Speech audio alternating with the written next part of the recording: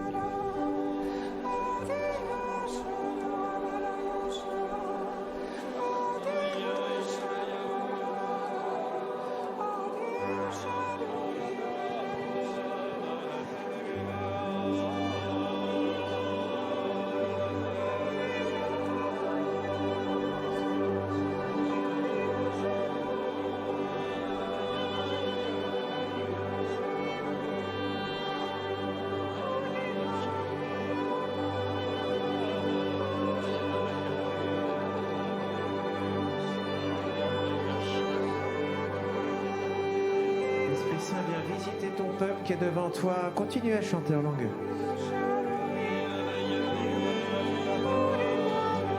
Viens visiter ton peuple devant toi.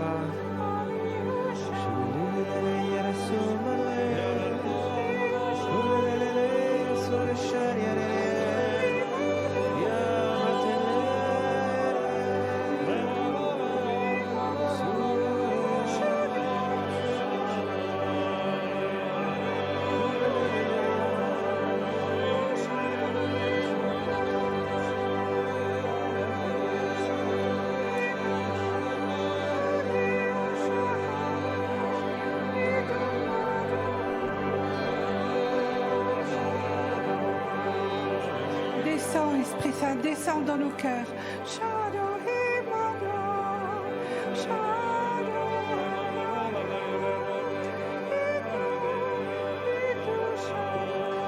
Esprit Saint, on te demande une onction de délivrance maintenant de tous les passés douloureux pour ton peuple ici présent. Je te demande, Esprit Saint, de venir visiter maintenant les cœurs dans la puissance et la douceur. Dans le nom de Jésus, Esprit Saint, viens visiter maintenant et délivrer. Je te demande, Seigneur, de délivrer 3 personnes dans l'assemblée qui sont sous l'emprise du Reiki. Et aussi pour les gens qui suivent en direct. Je vous invite à renoncer à toutes ces portes ouvertes à l'ennemi.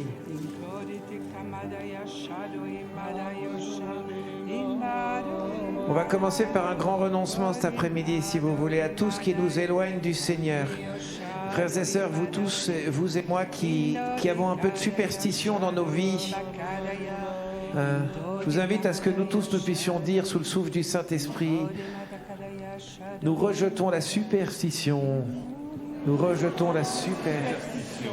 Nous renonçons aux œuvres du démon. Nous renonçons aux œuvres du démon. Nous le balayons loin de notre vie. Nous le balayons loin de notre vie. Et nous le jetons au pied de la croix de Jésus. Et nous le jetons au pied de la croix de Jésus. Pour qu'il adore son Dieu éternellement. Pour qu'il adore son Dieu éternellement. Amen.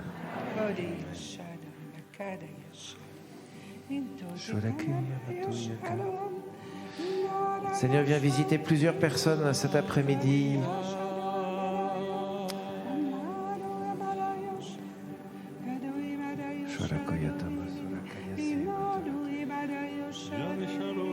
Il y a une personne parmi nous qui est là, qui est inquiète parce qu'elle a des canalisations bouchées chez elle. Et le Seigneur vient visiter ton cœur aujourd'hui, en cet instant. Tu dis, c'est moi qui m'en occupe. Et tu sens comme des picotements au ventre, c'est toi.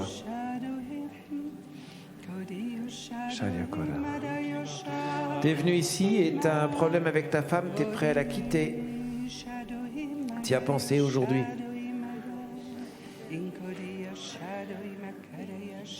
Le Seigneur vient te visiter en te disant, c'est bien, tu l'as dit, maintenant tu ne le feras pas. Et c'est mieux comme ça.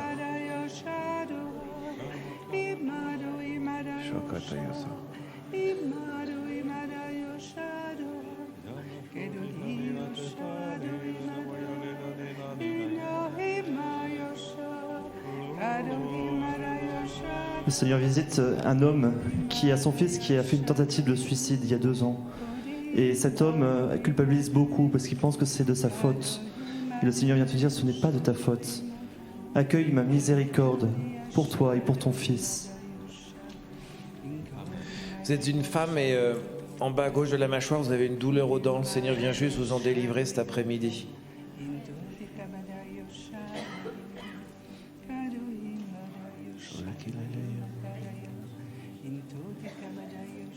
Seigneur, je te demande d'ouvrir maintenant il y a des portes dans les cœurs des gens. Vous avez toujours ces restes de passé dont le Père parlait ce matin. Et il y a des choses qui s'en vont pas, vous n'arrivez pas. Dans le nom de Jésus, je prends l'autorité sur ces souvenirs de péché. Dans le nom de Jésus, nous brisons les souvenirs de péché qui vous hantent. Et nous interdisons maintenant qu'ils demeurent en vous. Nous les chassons dans le nom de Jésus. Et il y a une personne dans l'assemblée, le Seigneur veut vous parler. Vous pensez que c'est un péché ce que l'on vous a fait quand vous étiez petit. Ce n'est pas vous qui avez péché. Et le Seigneur vous dit d'arrêter d'aller vous confesser de cela.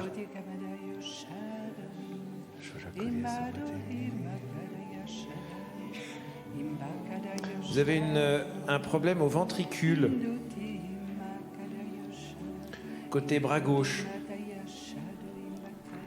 avec une nécrose.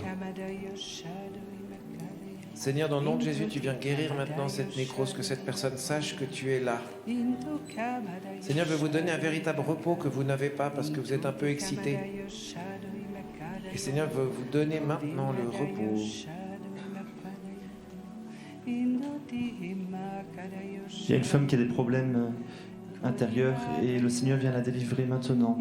Cette femme se reconnaîtra parce qu'elle est venue ici avec la ferme intention de le demander à la Vierge Marie. Et pour ça, elle a fait la démarche avec l'huile ce matin.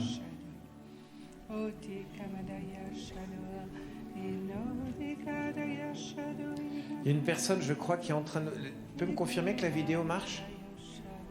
Ouais, c'est bon. Il y a une personne qui est en train de nous suivre dans le train sur votre téléphone.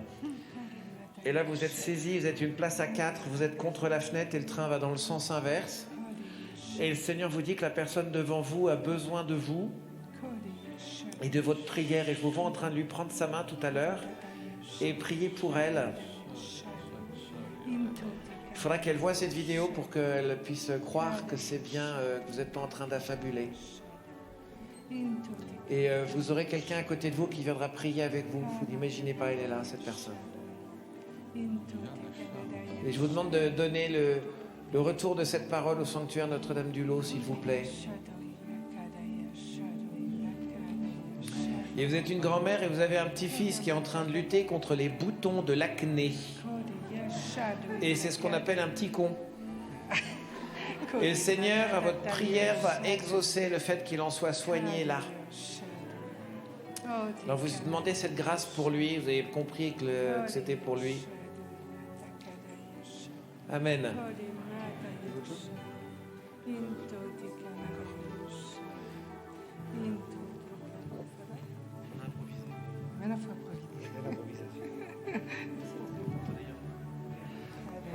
Le Seigneur s'adresse à l'une d'entre vous qui a un fils qui a des problèmes d'alcool. Et le Seigneur, ce fils est en train de prier en fait pour être délivré de son problème d'alcool. C'est ce que vous espériez depuis longtemps, vous demandiez qu'il en soit délivré. Ben, le Seigneur va le délivrer aujourd'hui, à sa prière, à sa propre prière. Merci Seigneur, gloire à toi Seigneur. J'invite à déposer toutes les attentes, parce que celles et ceux qui attendaient d'avoir une parole qui soit pour vous, prends cette parole, on la dépose auprès de la Vierge Marie, à ses pieds, tout ce que vos attentes spirituellement, on les dépose là, dans un grand panier spirituel. Vierge Marie, on te confie tout ce que tu n'as pas encore guéri, tout ce que Jésus n'a pas encore réglé. Et on te confie ce souci que nous n'ayons pas à le porter. Amen. Ah oui, prends ton main. Merci Marie. Vous pouvez vous asseoir.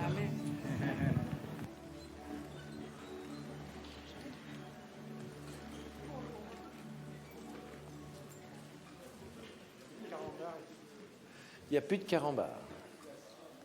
Ça va, frères et sœurs? Avez-vous fait la sieste? Eh bien, c'est dommage pour vous. Je l'ai faite pour vous. Ravi, je suis ravi que vous soyez ravis de ma sieste. J'en profite pour remercier le sanctuaire pour la qualité des chambres et le climat qu'on a ici, c'est assez sympa. Alors, frères et sœurs, ce matin, on a commencé à faire un chemin qui va s'achever ce soir. Un chemin autour de la conversion. La conversion de nous tous, particulièrement nous les cathos. C'est quand même compliqué de se convertir quand on est catho, hein. Ben oui, parce qu'on se dit que se convertir, c'est finir musulman ou bouddhiste ou... Mes sœurs, vous pourriez vous convertir en quoi? Alors je vous raconte un petit bout de mon histoire, parce qu'on a du temps cet après-midi, donc il va y avoir plein d'anecdotes. Je vais beaucoup parler de moi, c'est un sujet qui me passionne. C'est un sujet d'ampleur, et je finirai sur ma modestie après. Il y a des gens qui m'ont dit, vous faites beaucoup de blagues, mais vous dites des choses pas sympas. Je dis, tant pis. C'est pas que pas sympa ce que je raconte, c'est sympa, vous en faites pas. Hein. Moi, j'étais, donc je vous ai dit, ce matin, j'ai effleuré la question du témoignage. J'étais frère de Saint-Jean. J'ai beaucoup essayé l'ensemble des placards de ma communauté. Étant un tantinet atypique, je me souviens qu'un jour, je vais voir notre fondateur, Feu, notre fondateur, et je lui explique qu'il y a un truc un peu bizarre quand même, quelque part. Il me dit, ne dites rien, vous auriez des problèmes. Ah bon, je ne vais rien dire alors. Et une semaine plus tard, j'étais muté. C'est que quelques années après que j'ai fait le lien, qu'il y avait un lien comme ça. Et je suis muté à Paris. Et toutes les semaines, une fois que je suis arrivé à Paris, j'ai un coup de fil qui fait ça va ta vocation?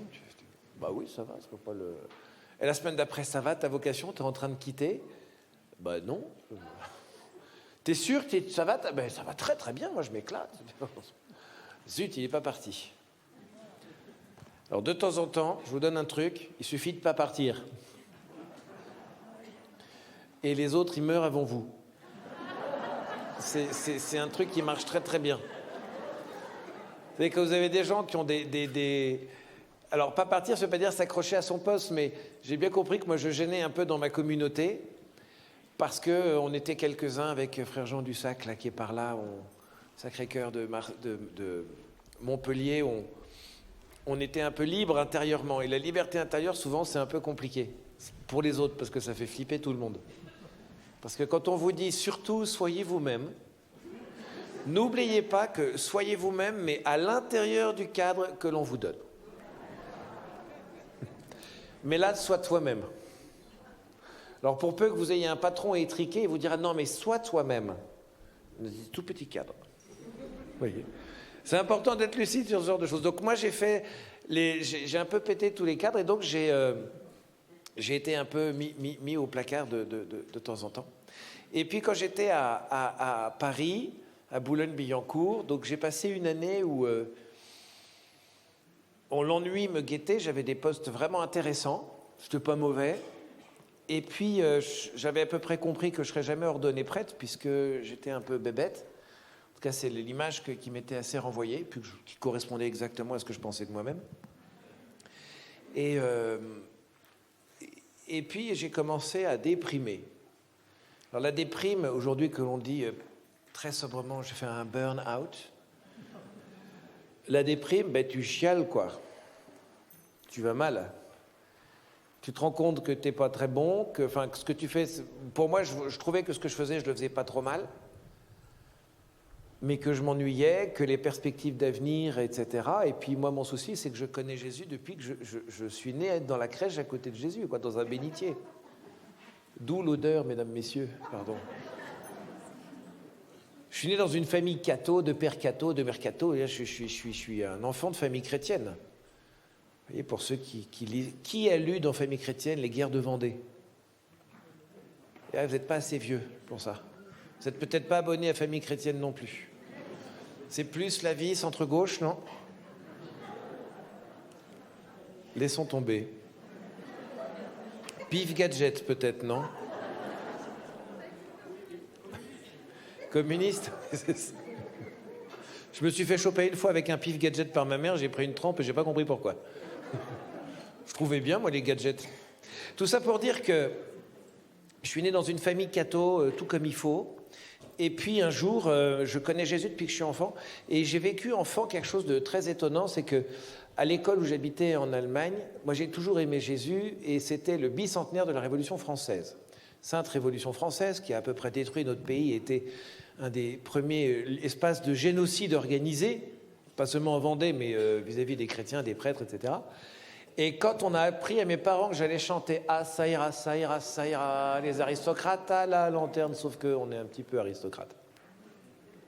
Et qu'ils sont tous morts et qu'ils ne sont pas morts à moitié, etc. etc. Donc, j'ai eu droit à des vengeances, en fait. Parce que j'étais devenu le fils du curé et le fils de la bonne sœur. Parce que mes parents allaient à la messe, donc c'était le curé et la bonne sœur. Je servais la messe et en plus j'ai eu le malheur de dire que je voulais être prêtre. Et là je suis devenu la risée, mais la risée sérieuse, hein. Les élèves et les profs s'y sont mis. Et pendant près d'un an, j'ai pleuré beaucoup, tout seul dans mon oreiller, parce qu'il n'y avait pas d'autre choix pour pleurer et pour dire « Seigneur, mais... Quelques années plus tôt, à Montmartre, chez les bonnes sœurs en blanc, là, les sympas, là. Enfin, ça dépend. C'est pas vrai. Mais je vous ai dit, rien de ce que... Ici, c'est super. J'étais avec les enfants adorateurs et on chantait un chant. C'était quoi le chant qu'on chantait, mes sœurs, pour passer des chapelles en bas, en haut, un chant à la croix, pour jusqu'à l'adoration, vous vous souvenez pas? Vous étiez pas nés. Merci. C'était quoi? Ouais, c'est ça. Moi aussi, je peux être vexant, hein. Et donc, j'ai eu la vocation là-bas, avec une voix dans le cœur qui dit « Est-ce que tu veux être prêtre ?» C'était vraiment la voix du Père. Je lui dis, évidemment. Alors, comme on connaissait plein de prêtres missionnaires polonais, j'ai décidé ce jour-là que je serais prêtre missionnaire polonais. Le dernier truc, c'est pas encore fait, mais on sait jamais. Et donc, tout ça pour dire qu'arrivé, je suis ceinture noire de caté, vocation, enfant, très bien. Je suis rentré à Saint-Jean contre mon gré, parce que vraiment, c'est l'appel du Seigneur. Au terminal, j'ai dit au Seigneur, t'as 1 an pour me dire ce que tu veux. Et j'ai un frère de sang, et nous sommes 2 frères. Nous sommes 4 enfants, 3 frères, une sœur. Et ce frère et moi, nous nous aimons beaucoup, mais il suffit que lui aille à gauche pour que j'aille à droite, et inversement. On est câblés totalement, je pense A, il pense B. Ceci est un haricot, non, ce n'est pas un haricot. Voilà, vous voyez le genre de discussion qu'on a.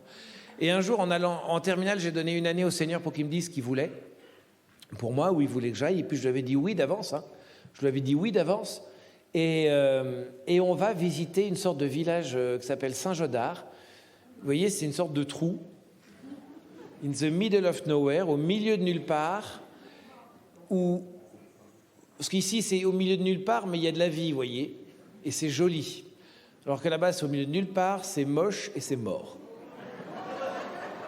Et c'est en plus un ancien sanatorium. Et quand on est arrivé, c'était un ancien séminaire et maison de redressement. Il y avait des cages horizontales pour que les jeunes dorment dans des cages la nuit, pour pas qu'ils... Vraiment l'ambiance. Et donc, je suis arrivé là-bas à la Toussaint 96, pardon. Et en plein milieu du repas où on bouffait un dessert, c'est des crêpes chocolat banane qui avaient passé l'après-midi au four pour rester chaud pour le soir. Merci les gars. Et une voix, cette même voix intérieure qu'à l'âge de 6 ans qui dit... Tu m'as demandé où tu dois rentrer, c'est ici. Et là, j'ai vraiment crié non. Et ça a duré 3 mois. Puis je me suis retrouvé après ça comme frère regardant, comme jeune regardant avec frère Jean du Sacré-Cœur qui est là-bas. Et un autre frère, on s'est retrouvés ensemble. Et puis je suis rentré à Saint-Jean en marche arrière. Disant, il n'y a qu'un truc, c'est que je suis bien là-bas alors que je suis mal à l'extérieur. Donc par calcul mathématique, si je suis dépressif à l'extérieur et bien dedans, je vais rentrer là-bas.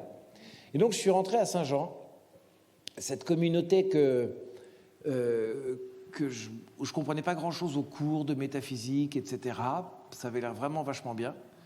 Et je suis rentré dans une vocation, on m'a dit, tu seras un gentil frère convert, en fait. Hein, tu seras un oblat régulier, tu es un peu neuneux. Toi, je dis, c'est possible, alors. Moi, je ferai les confitures et du jardin.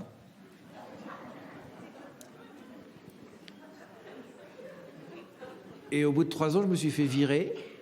Enfin, j'ai été muté en Corse, où je suis resté 4 ans, c'était merveilleux, les meilleures années de ma vie. Puis j'ai fait 1 année de théologie, puis il y a eu cet entretien avec notre fondateur, et puis j'ai été emmené à Paris, et à Paris on m'a dit tu vas... Et après avoir fait tout gentiment les placards, je me suis dit mais il y a un problème là-dedans, ma vie ne doit pas aller, et puis j'ai commencé à dépérir. Et si je vous raconte ça, c'est parce que nos vies sont faites de moments où on est dans la bénédiction et des moments où on est dans l'épreuve et l'incompréhension de ce qui se passe. Qu'est-ce que je fous là? Pourquoi Dieu m'a appelé? Mais j'ai peut-être mal compris ce qu'il a dit. C'est peut-être pas exactement ça qu'il voulait dire. Mon interprétation n'est pas la bonne. Et puis, ça me rappelle ma blessure d'enfance. Et finalement, ai-je fait le bon choix libre à l'époque? Est-ce que j'étais bien libre et mûr? Vous savez ce qu'on fait quand ton mari t'agace, tu dis, est-ce que j'étais libre? Est-ce qu'il n'y a pas... tu regardes s'il y a bien le consentement et la maturité pour pouvoir annuler ton mariage si besoin, hein? Quand tu as besoin de chercher, c'est qu'il n'y a pas matière à trouver, sinon ce serait une évidence. C'est un truc à savoir. Et comment dire, c'est dans ce moment où je faisais bien ce que je devais faire avec le fruit de toute mon histoire que tout est sorti en disant « Qu'est-ce que tu vas faire? Tu vas crever. Tu as besoin d'avoir une vie nouvelle. » Et pardon, hein, ça c'est ma manière à moi d'être arrivé à ce stade, mais il y a beaucoup de chrétiens que je vois être en train de crever parce qu'ils sont pratiquants, parce qu'ils ont ce qu'il faut, parce qu'ils font comme on leur a toujours dit de bien faire, ils sont bien obéissants, ils sont bien machins, ils sont bien... Mais il y a quelque chose en eux qui manque. Alors on te dit, si ça, il y a quelque chose qui te manque, c'est que tu n'as pas assez bien compris ce qu'on t'a demandé de faire. Souvent dans la vie religieuse, c'est ce qu'on fait. Moi, on me disait, si tu n'es pas d'accord avec ça, c'est que tu n'as pas bien compris ce que l'autre a dit. Donc il faut que tu travailles plus. Puis un jour, tu dis, ça va, ça suffit. C'est pas ça le problème. Le problème, c'est qu'il me manque quelque chose, et ce quelque chose, j'en ai besoin. Je ne savais pas, moi, ce qui me manquait. Pourtant, vous voyez, je savais tout. J'avais l'histoire de Cato, j'avais la famille. Quand tu as tout, mais qu'il te manque quelque chose. Quand tu es religieux, religieuse, mais qu'il te manque quelque chose. Quand tu es marié et qu'il te manque quelque chose. Quand tu as tes enfants et pourtant, il y a quelque chose. Quand tu as ce groupe de prière et qu'il te manque ce truc. Alors tu vas faire comme le peuple d'Israël, tu vas regarder tes oignons d'Égypte. Normal. Avant, c'était mieux. Alors se dire, mais on a eu des onctions de malades de taré il y a 10 ans, il y a 15 ans. Et là, il faut qu'on retrouve ça. Vous savez ce qu'on en pense, on en a parlé ce matin. Eh bien, dans ces moments où en fait on est un petit peu en limite humaine et spirituelle, c'est l'opportunité proposée par le Seigneur pour dire, ça tombe bien, tu es presque prête à recevoir un feu nouveau qui va reprendre tout cela en main pour, avec tout ce que tu es aujourd'hui, tes illusions ayant pour beaucoup disparu, te remettre en selle pour une vie chrétienne bien plus forte et bien plus brûlante dans le monde. Si ce matin, je me suis permis d'aller racler les bidets, les fonds de tiroir, et d'expliquer qu'on a des petits soucis et qu'il est temps qu'on s'en sorte et qu'on change, c'est ça. C'est parce que vous et moi, si nous ne prenons pas notre vie et notre bilan carbone, humain, spirituel, pour que Dieu reprenne tout ça dans quelque chose de nouveau, eh bien, la nouveauté que nous appelons de nos vœux tous les jours ne pourra pas venir. Entrons dans la nouveauté du Saint-Esprit, on l'a chanté, rends-nous souples devant toi. Pourquoi ? Pas pour faire la roulade, pour vivre la nouveauté qu'on a à vivre, parce que lui veut nous la faire vivre. Et ça s'appelle la conversion pastorale, la conversion du cœur en vue de la mission. Et si nous nous retrouvons ici auprès de la Vierge Marie, c'est pour repartir de manière nouvelle. C'est pour qu'il y ait quelque chose de nouveau qui soit donné. Qu'est-ce qu'on vient tous chercher ? On vient chercher cette nouveauté. Mais, souvenez-vous de tout à l'heure, sois toi-même à l'intérieur du cadre que je te donne. Nous, on arrive ici, et on dit, Vierge Marie, tu fais ce que tu veux à l'intérieur du cadre que je te donne. Le renouveau, ouais, à l'intérieur du cadre que je te donne. Oui, non, mais en fait, Vierge, ouais. Oui, il faut peut-être que je laisse mon... Non, mais il faut peut-être que je fasse monter quelqu'un à un poste nouveau. Oui, il faut que je fasse de la mission, je sais, mais en même temps... Et le mais. Je me suis permis de prêcher là-dessus il y a quelques semaines ici. Le mais comme centre de notre défense personnelle anti-Jésus.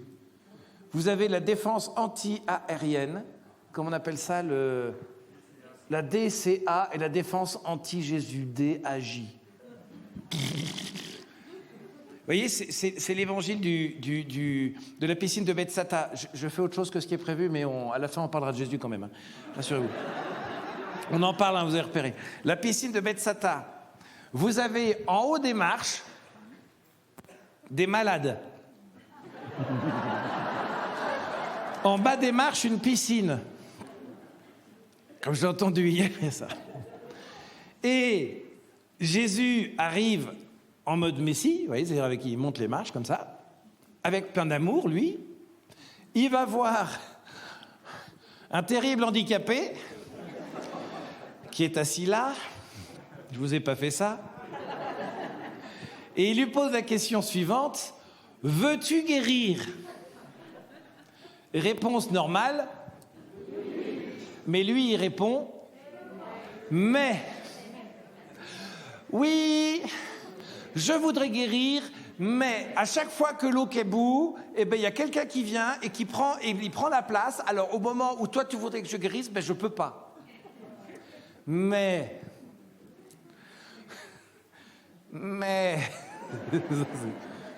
Pardon, mes sœurs, j'ai fait la même blague il y a 15 jours, mais elle me fait toujours autant rire. J'ai 5 blagues dans ma vie, hein, ça... Et il est dans le mais. Oui, mais je voulais recevoir des grâces comme... mais non. Et Jésus va lui dire à un moment donné, alors que le gars il est dans son délire, bon, prends ton brancard et... je marche. Et il va devoir rendre des comptes après, parce que les gens vont lui dire, toi là, hein. Ça marche aussi avec l'aveugle. Je mélange un peu les textes, mais vous referez le remix vous-même. Ils vont voir les parents du boiteux aveugle qui n'avait pas de jambes. Ils lui disent, oui, c'est bien votre fils qui se met à voir. Et là, les parents disent courageusement, c'est-à-dire que si vous acceptez de ne pas dire mais, que Jésus vient vous guérir, vous donner un feu nouveau, vous allez devoir à nouveau rendre témoignage et être encore dans le monde, alors que ça vous avez peut-être déjà douillé un petit peu, témoin à contre-courant. Et ouais. C'est bien facile notre vie. Moi j'aime bien ma vie religieuse. Dire, écoutez, ma vie c'est la vie religieuse. C'est d'abord l'office, le truc, la régularité. Non, ça c'est bien, c'est ton fondement. Maintenant, quelle est ta mission ? Si le Seigneur vient vous donner un feu nouveau dans l'Esprit Saint, eh bien, ça va changer. Hein. Vous risquez de vous relever différemment. Vous prendrez les marches 4 à 4 et pas seulement en disant « Ah mais non ». Mais encore faut-il supprimer ce « mais » en nous. Le « mais » qui empêche le Seigneur de venir. « Mais Seigneur, c'était pas mon projet. Mais Seigneur, c'est pas mon cadre de référence. Mais Seigneur, c'est pas ce que moi j'ai voulu pour moi, pour ma paroisse, pour mon truc. Mais c'est pas ça qu'il faut pour l'Église. » Quand même, tu devrais le savoir. Vous voyez, la manière dont le paralytique parle à Jésus, c'est la manière dont on parle au pape. Mais quand même, c'était pas ça qu'il fallait faire. Mais Seigneur, tu vois bien que si tu étais normal, tu n'aurais pas mis ce curé-là. Tu n'aurais pas mis tel évêque. Mais, sauf qu'il y a 2 solutions. Soit on devient vraiment vertueux et on dit Seigneur, ce que tu veux quand tu veux, la petite Thérèse de Lisieux. Je choisis tout ce que vous voulez. Notre Père Maître Feu, notre Père Maître qui nous faisait des heures là-dessus.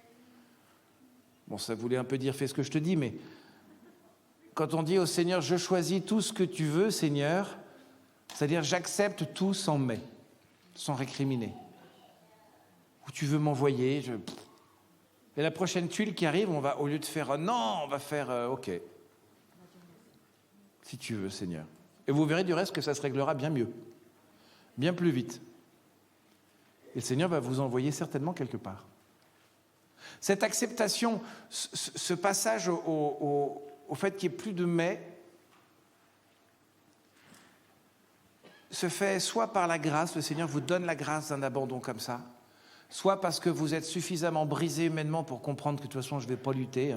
D'un côté il y a Dieu, de l'autre côté il y a moi. Mais encore, on a beau le savoir, on lutte encore, on fait ouais mais non, pas d'accord. Et on ne permet pas au Seigneur d'agir. Il y en a certains, ils baissent les bras, ils baissent les armes, ils n'y arrivent plus, donc ils laissent le Seigneur faire. Ils arrêtent les mais, vraiment.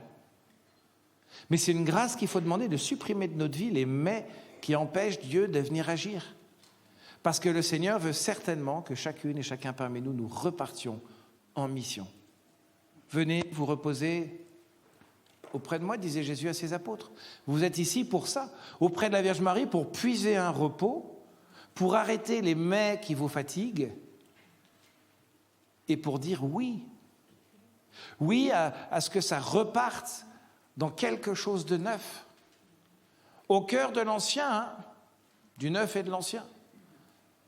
C'est sûr que nous, on se dit, mais je suis à vin nouveau, outre neuve. Mais moi, je suis une vieille outre. Hein, Mais le Seigneur peut te transformer à l'intérieur pour que tu puisses accueillir le vin nouveau. Pas le vin nouveau d'il y a 10 ans. Hein. Le vin nouveau d'il y a 20 ans. Peut-être que le Seigneur va vouloir te donner d'exercer des charismes, qui sait, de guérison, de prophétie ou d'autres choses, parce qu'aujourd'hui, tu commences à être un peu prêt à les exercer. Pas parce que tu es capable, mais parce que tu commences doucement à descendre en pression sur qui tu es, quoi tu es. Tu arrêtes doucement de te battre avec tes petits poings pour être à la hauteur. Je ne suis pas à la hauteur de la vie religieuse. Je ne suis pas à la hauteur de ma vie fraternelle. Je ne suis pas à la hauteur de l'amour de Dieu pour moi. C'est quelque chose de terrible dans ma vie, pour tout vous dire. Ça, je parle bien, mais ça, c'est blabla. C'est de la parole. C'est super d'avoir du contenu, vous voyez. Mais tant qu'on n'est pas lucide sur le fait qu'on n'est pas à la hauteur humainement, qu'on ne sait pas bien faire et qu'on a véritablement besoin d'être sauvé constamment, même de notre nature abîmée, de tout ce qui ne va pas. Vous voyez, ça on le dit poliment, hein, mais tant qu'on n'a pas vu dans le fond que c'est vrai, qu'on a vraiment besoin d'être sauvé, le Seigneur ne peut rien faire pour nous. On peut être des très polis. Vous savez, les gens qui parlent tout le temps de leur petitesse, de leur modestie. Appelez-moi petit frère.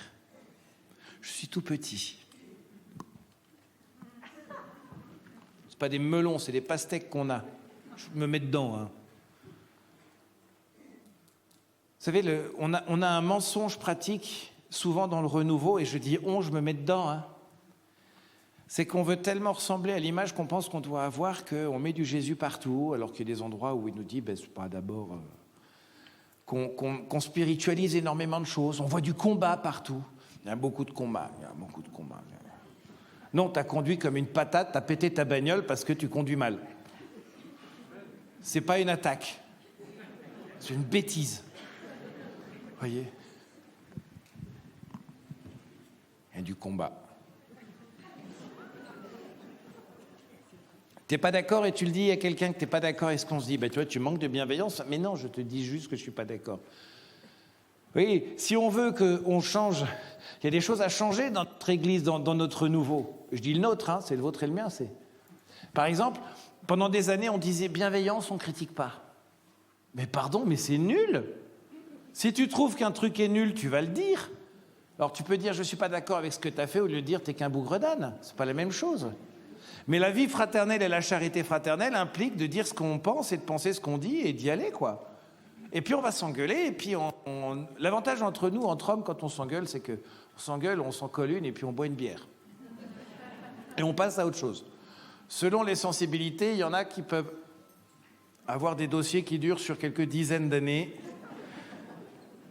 Vous voyez, le dossier est un plat qui se mange froid et qui peut se resservir à n'importe quel moment. Mais il faut qu'on accepte en tout cas que dans le renouveau et dans l'Église aujourd'hui, nous ayons une très grande liberté pour dire ce que l'on pense. Pour être en vérité, je suis pauvre, ça va pas, il y a ça qui doit changer, on arrête les mais, tu nous gonfles. Vous savez, dans les groupes de prière, quand par charité fraternelle, on supporte des gens qui nous gonflent depuis des années et qui agissent mal envers le groupe. Quand est-ce que par charité fraternelle, on va leur demander de se taire? Quand est-ce que le chef, il va prendre sa responsabilité de chef? Parce que comme disait Jacques Chirac, un chef, c'est fait pour cheffer. Eh bien, dans la grâce de Dieu, écoute mon frère, ma sœur, tu nous as gonflé toute la journée. En n'étant jamais d'accord, donc tu vas prendre des vacances, et quand tu arrêteras, tu reviendras. Vous savez quoi? Ça fait du bien à tout le monde. Et l'Esprit Saint, il souffle. Le démon, il fait quoi pour nous empêcher de changer? Il nous explique que les autres sont des nuls, que nous-mêmes on est des nuls, que de toute façon c'est un truc de nul, et il empêche le changement, il empêche le feu nouveau constamment, parce qu'il nous replie sur nous-mêmes, il nous empêche d'être tournés vers l'extérieur, en mettant dans nos pattes des choses humaines qui ne sont pas bonnes, quoi. Combien de groupes de prière ont perdu leur force et leur efficacité d'intercession, parce qu'en fait il y avait des combats à l'intérieur, de pouvoir, de fidélité au charisme initial. Ça, c'est du flan. Hein. Les gros mots dans le renouveau. Vous voyez qu'il faut qu'on mette dans le feu nouveau, qui va tout cramer. Fidélité au charisme fondateur, ferveur, une louange puissante, l'onction, on met des onctions à tous les mots. Le royaume, il y a plein de mots comme ça. Vous savez, on pourrait faire un jeu avec des phrases, on les met dans tous les sens. L'onction du royaume qui a été donnée dans la louange aujourd'hui a donné finalement une grâce particulière. Pour ça, tu peux faire le royaume qui, dans l'onction, a vraiment ouvert la louange d'aujourd'hui. Et ça peut marcher dans tous les trucs. Tu les fais comme ça, vous voyez, hein, a offert une délivrance incroyable ecclésiale et non moins évangélique. Vous voyez, il faut se simplifier de tout ça. Il y en a qui utilisent ces mots-là. Hein. Je cite personne, hein, rassurez-vous. Vous voyez, non, il n'y a pas de nom. Le nom, c'est le mien. Moi, j'utilise ces mots aussi. Donc oui, je reprends juste parce que vous avez vu que je pars un peu dans tous les sens. Si on veut recevoir le vin nouveau, le feu nouveau, il faut qu'on arrête de dire « mais non, en fait, Seigneur, si », il faut qu'on accepte un changement, qu'on accepte tous les manques, tout ce qui nous empêche d'accueillir le Seigneur. Donc ça va être les relations humaines injustes, ça va être les recherches de pouvoir, ça va être tous les postures de sachant, mais nous on a vécu ça, on sait mieux que toi qui est nouveau. Ça va être le fait de faire comme on a toujours fait parce qu'on a fait comme ça. Ça va être et qu'on dit, ben oui, mais le groupe c'est sa grâce, hein, c'est comme ça, et puis ben oui, mais il n'y a personne. Donc tu as le droit d'arrêter le groupe, l'église ne s'arrêtera pas de tourner, vous voyez. Ça va être aussi parfois donc des questions financières, tout ce que vous voulez, aussi des questions de fidélité à certaines personnes. Alors là, maintenant c'est bien connu, je vous l'ai déjà dit ce matin, mais quand vous avez des gens qui sont indispensables à ce que les choses roulent, c'est signe qu'il y a un petit problème. Vous voyez, même le pape a demandé que les fondateurs de communautés, je crois que les supérieurs généraux soient jamais plus de 6 ou 9 ans. Ça vient de tomber là il n'y a pas longtemps, en mode très ouvert, mais il ferme assez tôt, le pape, et il a eu raison. Parce que je veux dire que les fondateurs ou fondatrices qui sont les seuls à comprendre, à avoir la grâce, si pour vous, il n'y a que tel père qui est capable de vous comprendre, ça c'est pas de Jésus. Hein. Donc vous voyez, tous ces trucs-là, il faut qu'on nettoie. On nettoie parce que l'Église, là, faut qu'elle se barre vite dans le monde pour mettre le feu au monde. Sauf qu'on a encore toutes ces casseroles aux fesses. Il faut que nous-mêmes, on dise, stop, c'est pas ça qu'on veut, Seigneur. On renonce à ça, on refuse ça, on repart à zéro. Aujourd'hui, à zéro, en s'appuyant sur toutes les belles choses qu'on a vécues jusqu'à maintenant. Et là, j'ouvre le point suivant. Frères et sœurs, être capable de regarder ce qui ne va pas doit nous permettre d'apprécier encore plus ce qui va. Réfléchissez juste 2 secondes. Depuis combien d'années dans votre vie êtes-vous globalement fidèle à Jésus-Christ? Réfléchissez.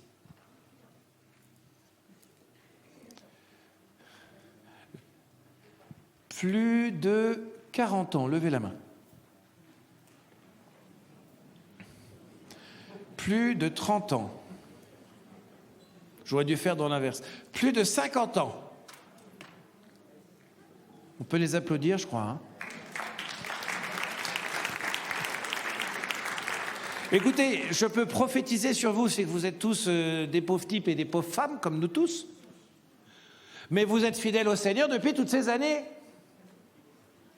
Et si le démon vient vous dire, oui, mais alors écoute, ça va pas très bien, tes enfants, le machin, tu fais, mais zut, flûte et crotte, je suis fidèle au Seigneur, et si le Seigneur est fidèle, et donc le Seigneur est aussi fidèle à moi, et j'ai aucune raison de déjuger ce que j'ai vécu et ce que je vis. Frères et sœurs, regardez lucidement ce qui ne va pas, doit nous permettre d'accueillir ce qui va d'une manière dingue. Et si on a regardé de notre côté ce qui ne va pas, regardons du côté du Seigneur. Le Seigneur a-t-il une seule fois arrêté sa promesse de bénédiction à notre égard? Jamais. Le Seigneur nous a-t-il maudit le moindre jour, la moindre seconde? Jamais. Le Seigneur nous a-t-il dit, écoute, dans ton mariage, c'est pas génial, dans ta vie religieuse, c'est pas génial, tu vas te barrer parce que tu n'es pas à la hauteur? Jamais. On ne s'appuie pas sur nos forces, mais on s'appuie sur celles de Dieu. Et on compte sur nos faiblesses pour être l'espace où Dieu va venir nous habiter. Et oui, bien sûr, il faut qu'on se mette à genoux pour se confesser parce que c'est moche et ça sent mauvais. Et alors? Ça gêne que nous, hein? Jésus, ça l'a gêné, hein? C'est déjà fait. Mais lui, s'il a souffert la croix pour nous, c'est pour qu'on puisse arrêter d'arriver à la confession en disant, en se rendant coupable de ce dont il a voulu être lui-même coupable. Vous voyez, il y a quelque chose, qu'est-ce que c'est beau ces papillons de partout. Oh, c'est incroyable. On fait une pause, je regarde.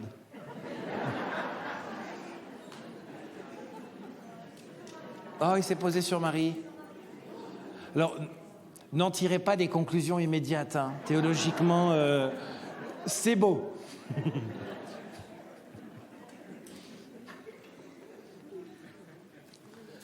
Si un jour, il y a un immense parfum qui tombe du ciel, là, on pourrait dire, ouais, c'est Marie. Là, c'est un papillon. Mais qui a bon goût. Vous voyez, pour nous, il est bon de savoir que Jésus est mort sur la croix en se faisant pas simplement douloureux, mais en se faisant coupable. C'est la simple raison pour laquelle ça fait pas mal quand on reçoit l'absolution. Si Jésus ne s'était pas rendu coupable de nos... Pas juste responsable, coupable. Il s'est fait coupable pour nos péchés, pour que nous ne soyons plus coupables de nos péchés. Frères et sœurs, regardons nos vies dans tout ce qui ne va pas et convertissons-nous. Hier, vous avez une prédication et toute cette démarche pour voir le péché, pour voir ce qui ne va pas. Génial. C'est nécessaire, c'est le fondement de la vie chrétienne. Pourquoi ? Parce que Jésus a voulu se faire coupable de tout ça. Pour dire, c'est moi qui vais payer, mais je peux payer ce que tu reconnais. Il faut que tu aies cette reconnaissance de dette en disant, je prends ta dette. C'est pour ça que quand on se confesse, on donne les péchés un par un. Jésus peut les prendre un par un. C'est pas juste, vas-y, prends mon péché, barre-toi. Non, c'est Jésus, je te demande pardon pour telle chose, telle chose, telle chose, telle chose. J'en profite pour faire un petit aparté, dans l'aparté de l'aparté de l'aparté. En confession, s'il vous plaît, ne nous racontez pas vos vies. Dites votre péché. Ni le péché de votre mari, ni le péché de votre femme, votre péché. Je ferme la parenthèse. De temps en temps, on a envie de prendre une corde.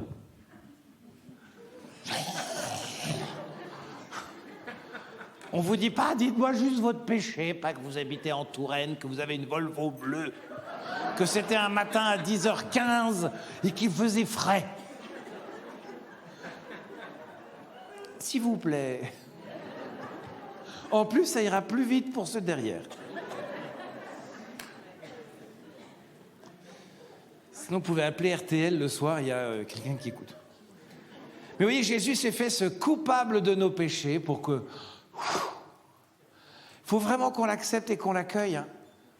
Parce que sinon, on va tout le temps être en train de regarder nos oignons d'Égypte. Oui, mais regarde mes péchés. Et puis, mais avant, c'était quand même... Mais ça va pas. Et le peuple, toutes les lectures qu'on a du peuple d'Israël actuellement, c'est vraiment génial. C'est nous, ça. Comment tu veux ? Le Seigneur leur fait passer la mer Rouge et il dit non. Le Seigneur, ils ont un peu faim, ils ont un peu soif, hop, ils ont peur. Et nous, on est constamment comme ça, sauf que le Seigneur veut vraiment renouveler ce peuple. Mais il a eu tellement la nuque raide qu'il lui a fait faire 40 ans dans un espace minuscule, de tours de détours et de tours de con tout le temps, pendant 40 ans. Parce qu'ils étaient déglingués dans leur tête, ils étaient incapables de juste se laisser faire pour arriver dans la terre promise, ils n'étaient pas prêts. Parce qu'ils étaient tout le temps en train de regimber contre l'aiguillon, dit saint Paul. Tout le temps en train de dire oui, mais. Ah, mais il y en a marre, là-bas on mangeait bien, ils donnent la manne. Ah oui, mais la manne c'est dégueulasse. Ah oui, mais les cailles ça sent la viande. Bah oui. Mais il n'y a pas de menu Maxi Best-of dans le désert. Le Seigneur a donné une manne qui avait le goût de ce qu'il voulait recevoir. Tu voulais la tarte de grand-mère, ça avait le goût de... Alors oui, ça n'avait pas la texture, mais dans le désert, ça reste pas mal. Et ce peuple à la nuque raide a été une bande d'abricots là, qui ont enchaîné en plus les infidélités. Nous avons la joie de ne pas avoir à attendre ces 40 ans. En revanche, de temps en temps, il faut dire Année Sainte, vroom, Yom Kippour, vroom. On met derrière et on recommence quelque chose de nouveau. Et c'est la grâce de ce lieu, hein. Refuge des pécheurs. Le refuge des pécheurs, c'est que le pécheur vient se réfugier pour avoir une vie nouvelle, pas reprendre sa vie d'avant. Et notre vie est une vie de péché, qu'on le veuille ou non. Donc demandons une vie nouvelle, un souffle nouveau, une conversion nouvelle pour vivre quelque chose de nouveau, parce que le monde a des besoins aujourd'hui qu'il n'avait pas hier et qu'il n'aura pas demain. La grâce que vous allez recevoir ce soir, aujourd'hui, pendant ces quelques jours, est la grâce dont vous avez besoin pour là. Mais si dans 10 ans, vous dites, il y a 10 ans, j'ai reçu telle grâce qu'aujourd'hui j'exerce, il y a des chances que vous soyez complètement déphasés. Parce que c'est autre chose dont le Seigneur a besoin. Et peut-être même pour les plus anciens, que ça risque d'être un des derniers moments dans votre vie de par votre grand âge. Bon, il n'y en a pas chez vous, mais... Parce qu'après, ça va être une vie moins missionnaire, plus contemplative chez vous, où chaque jour, vous serez dans la prière et puis vous intercéderez. Vous ne pourrez pas avoir les bras en croix à cause de l'arthrose. Mais vous mettrez tellement d'amour dans ce chapelet dans lequel vous allez galérer à essayer de dire un « Je vous salue Marie » sans penser à Derrick ou à je ne sais quoi. Oh, ça va. Ça passe même plus. Moi, j'aimais bien la petite maison dans la prairie le mercredi après-midi. Avec la famille Ingalls, c'est quand elle courait dans les champs. Tout.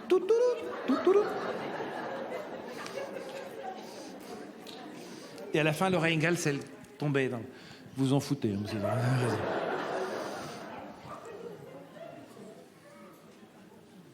Mes frères et sœurs, j'essaie à travers toutes ces images de vous dire que se convertir, c'est tellement bon.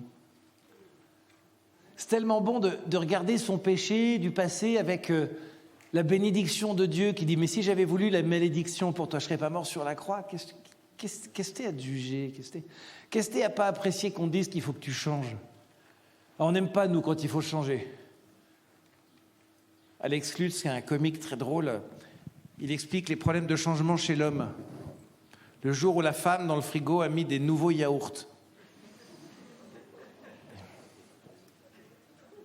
Mais ils sont pas là, les yaourts nouveaux, et les yaourts normaux.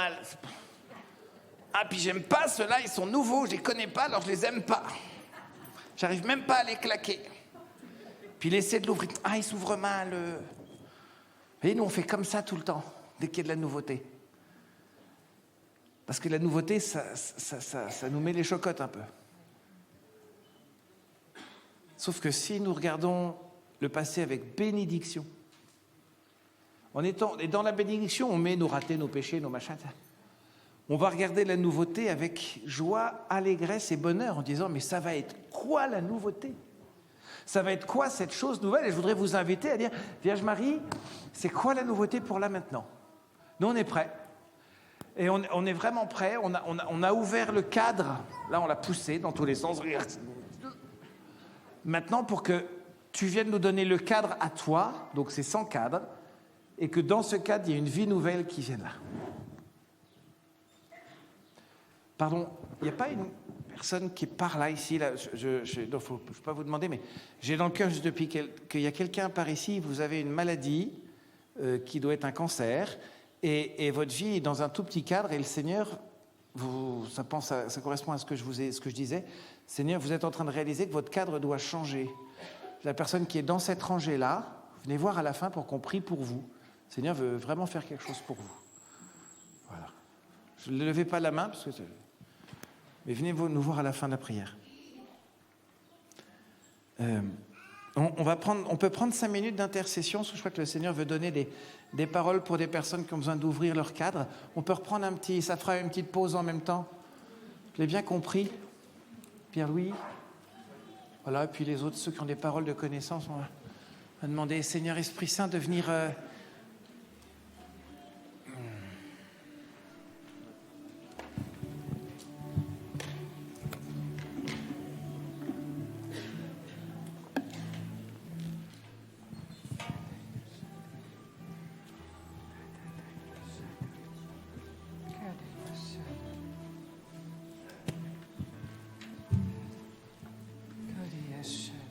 Esprit Saint, on vient te remettre tout ce qu'on a vécu jusqu'à maintenant.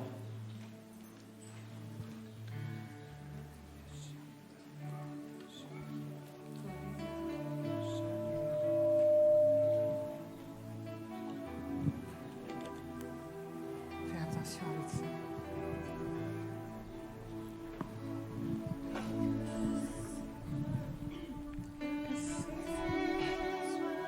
Visité par ta sainte présence.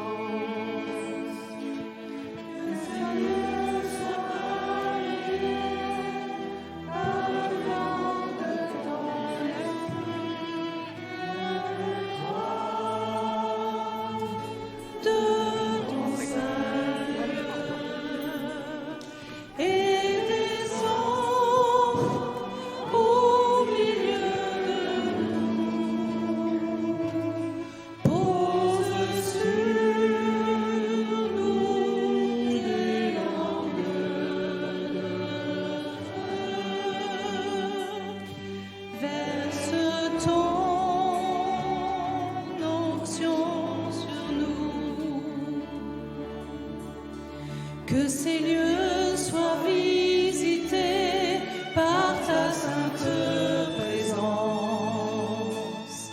Que toute ombre soit chassée par ta lumière éclairée dans ta main.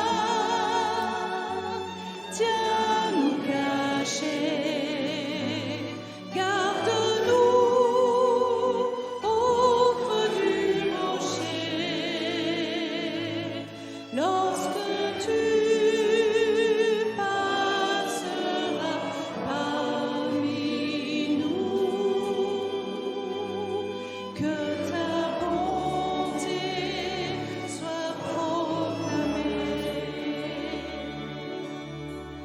que ces lieux soient visités par ta sainte présence, que ces lieux soient les témoins de l'action de ton esprit dans ta gloire.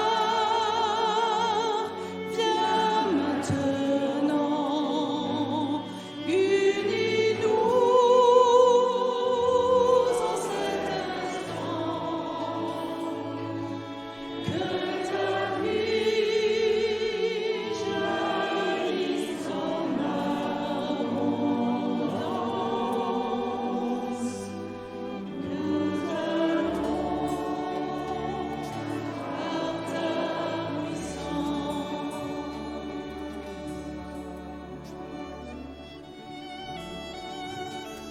Esprit Saint, visite, Esprit Saint, ton peuple en cet instant. Seigneur, nous te demandons des paroles maintenant pour ton peuple qui doit passer du passé à la nouveauté. Seigneur veut venir bouger des frontières du passé dans vous. Amen.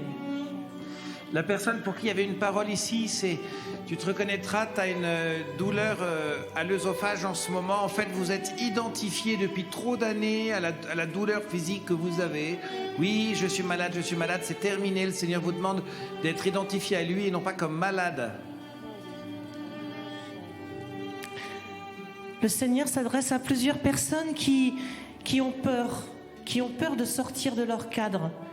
Elles y sont depuis tellement longtemps qu'elles finalement, elles s'y sont habituées, elles sont bien. Et mon frère, ma sœur, tu te dis, mais non, sans cadre, je vais mourir, c'est pas possible de sortir du cadre. Et le Seigneur te demande vraiment un acte de foi, de sortir, de passer ce cadre et te rendre compte que tu es libre. Oui, aussi plusieurs personnes ont vécu des événements et en entendant le père Baudouin témoigner de sa vie, ont été un peu interpellés par rapport à leur propre vie. Et le Seigneur vraiment vient les visiter et puis veut les faire sortir de cette mémoire qui les gêne. Ces événements sont là, qui ont vraiment blessé leur cœur. Et aujourd'hui, le Seigneur, il dit, donne-moi ces événements. Je veux que tu avances et que tu ne vives plus avec cette blessure profonde. Je veux te libérer, je veux te guérir.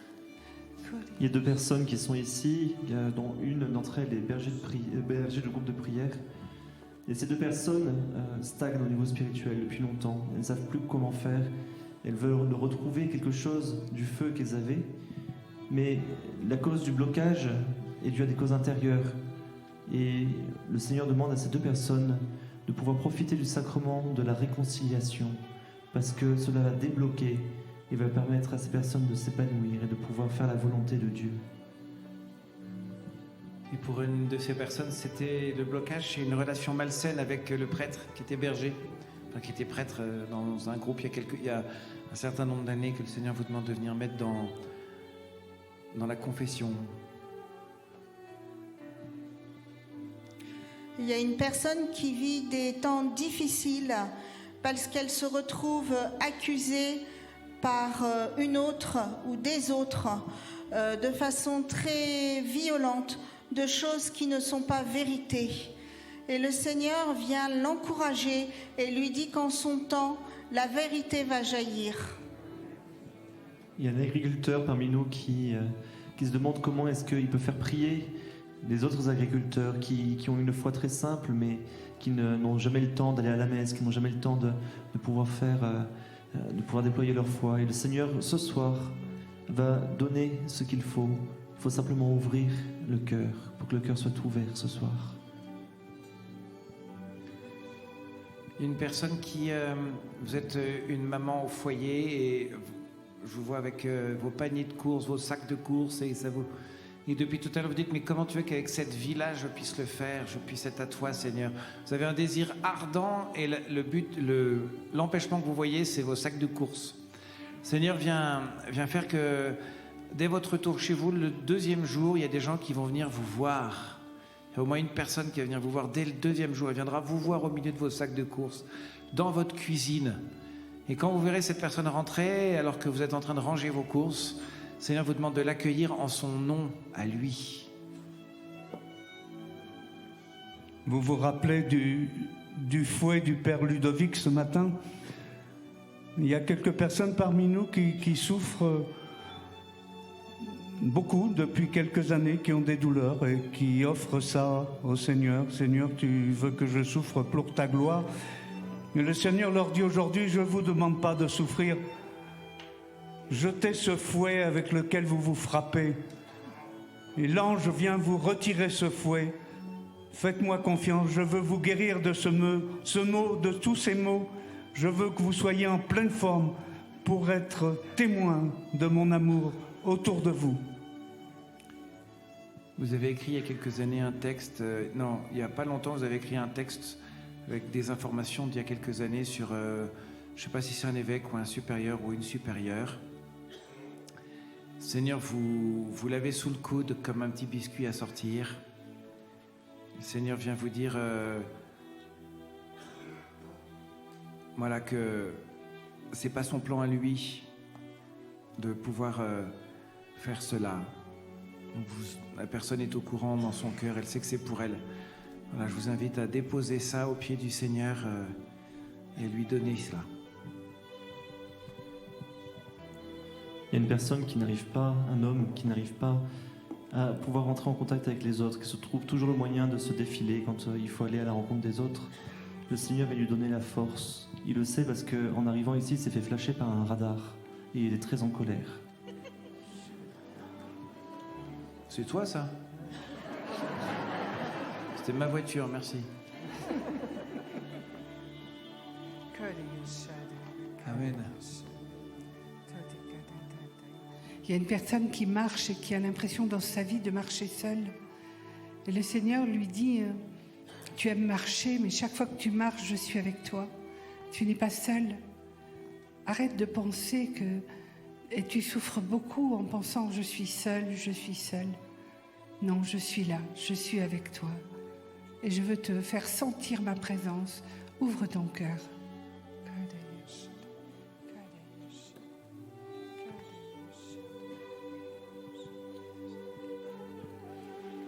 Puis il y a une autre personne qui porte aussi une blessure et elle est comme enfermée dans un cadre. Cette blessure, elle lui vient de l'Église. Elle vient de ses frères en Église. Et c'est une blessure qui est enfouie, qui est une grande souffrance. Et le Seigneur veut casser le cadre pour qu'il puisse être libre, pleinement libre, libéré de ce souvenir et de cette blessure, pour pouvoir faire du nouveau, toujours du nouveau, et aimer encore plus son Église.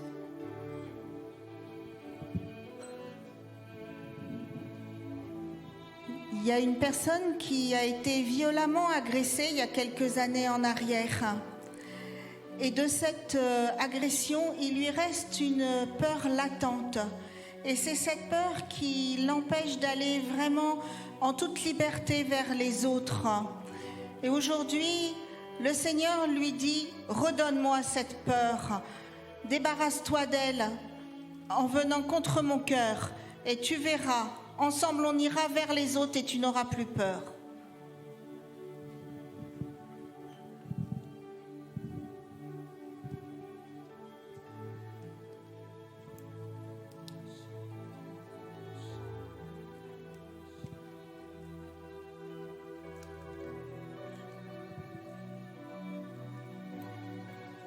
Seigneur, nous te demandons de venir visiter les mémoires, les blessures des mémoires du passé, l'ensemble des regrets de ne pas avoir fait, de ne pas être là où on pensait être.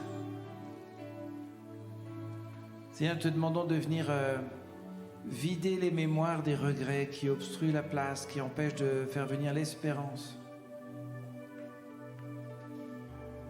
Tous les regrets de la jeunesse et des péchés de jeunesse, Seigneur, nous te demandons de venir les brûler. Te demandons de venir brûler ces regrets, Seigneur, dans le nom de Jésus. Viens, Seigneur, que la liberté soit donnée. Nous proclamons que ces regrets n'ont pas le droit de citer. La place est faite pour la bénédiction, pour l'espérance.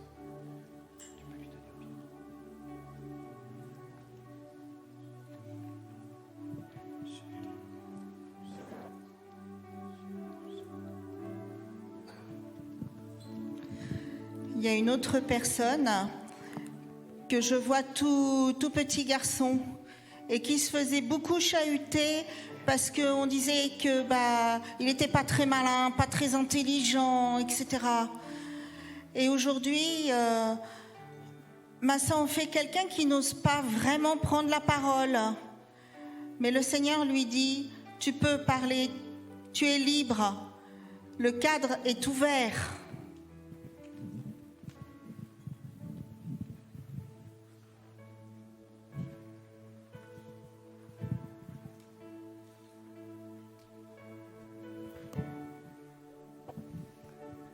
Le Seigneur est après parlé à une religieuse qui lui demande de vraiment de se laisser ouvrir par le Seigneur. Le Seigneur veut vraiment la remplir, lui donner une vraie liberté.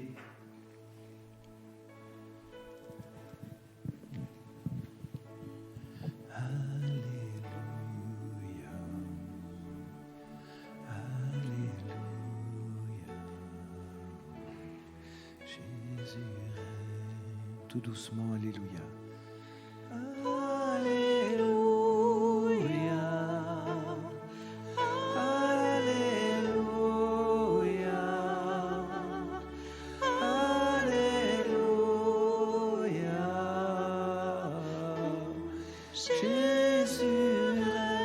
Surtout notre passé.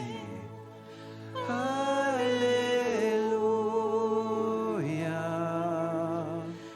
Alléluia. Alléluia.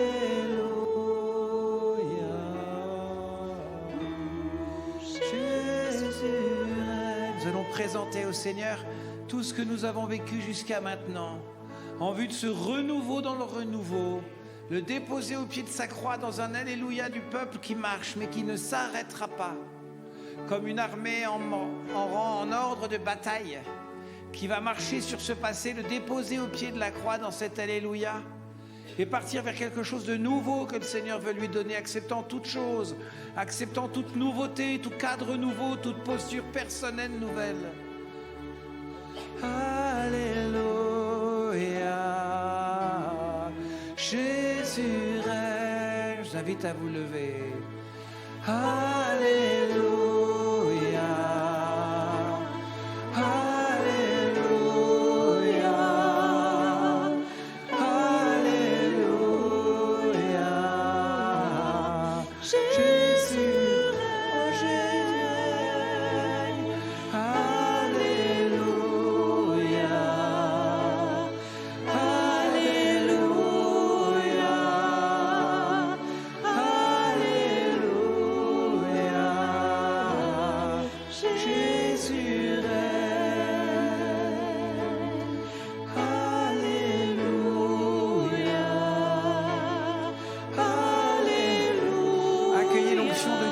Que le Père répand sur vous.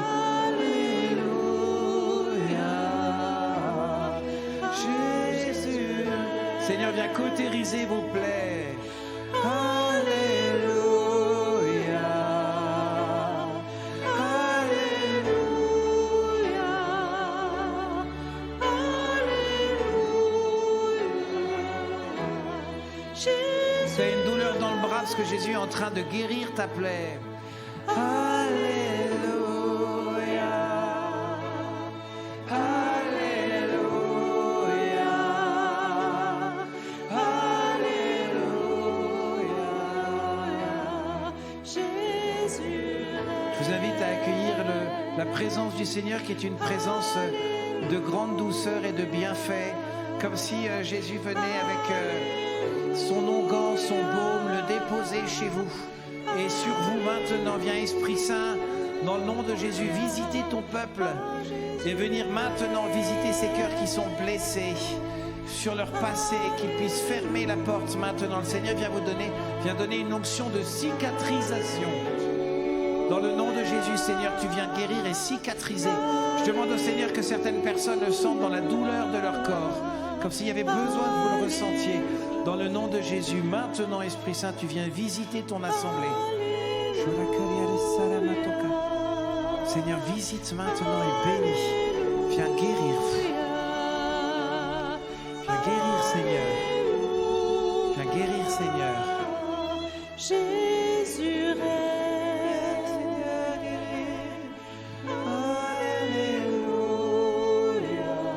Tu as dans le cœur d'aller te réconcilier.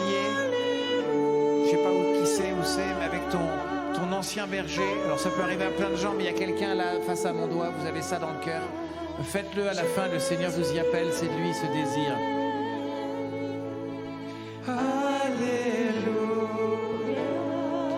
Le Seigneur vient vous libérer d'un esprit de mort qui vous empêche de porter quelque chose autour du cou. La moindre chose que vous portez vous effraie. Mais le Seigneur maintenant vient vous en libérer. Viens guérir, Seigneur, et délivre. On demande la délivrance silencieuse de tout ce qui dans le passé vous alliez aux démons et à l'ennemi. Dans le nom de Jésus, nous brisons maintenant tous les liens qu'il peut y avoir entre vous et le démon dans votre passé. Dans le nom de Jésus, nous brisons maintenant ces chaînes. Ce sont des chaînes qui s'effritent silencieusement, simplement. Monsieur, vous avez l'estomac qui remonte, là vous le sentez, c'est une chaîne qui est brisée. Dans le nom de Jésus maintenant.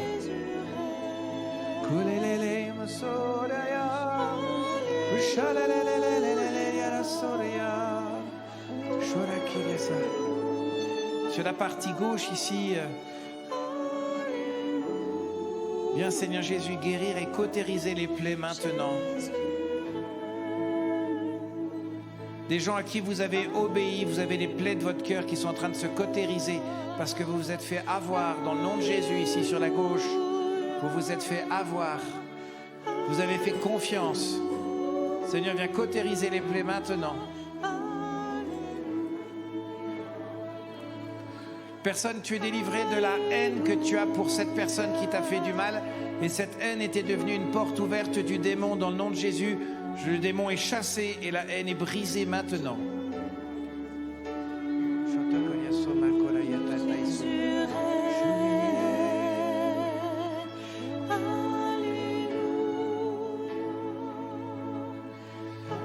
Je voudrais proposer aux priants et à ceux qui veulent sans vraiment l'onction de guérison.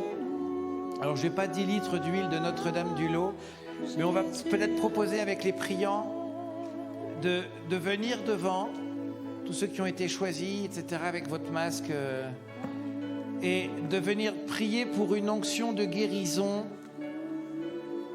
juste puissante pour venir fermer les dossiers des années précédentes, fermer les dossiers du passé.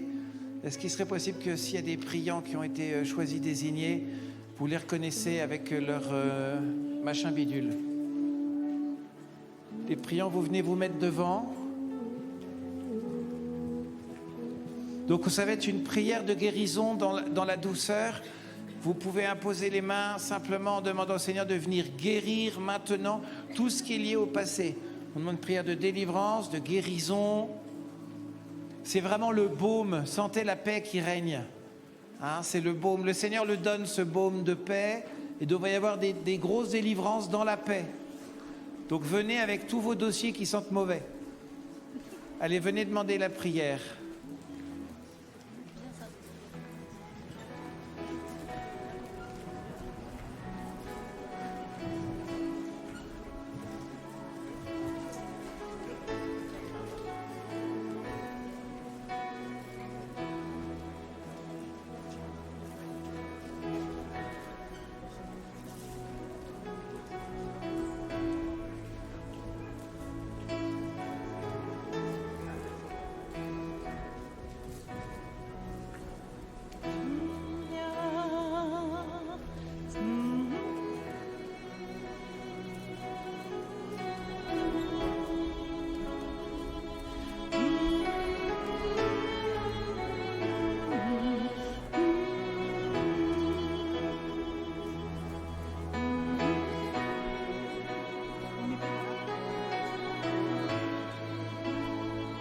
On vous demande de prier assez rapidement parce qu'on est nombreux. Voilà, il y a plein de priants, ça dure 10 secondes, 20 secondes. Saint-Esprit, viens par ton vent, remplir le temple que je suis.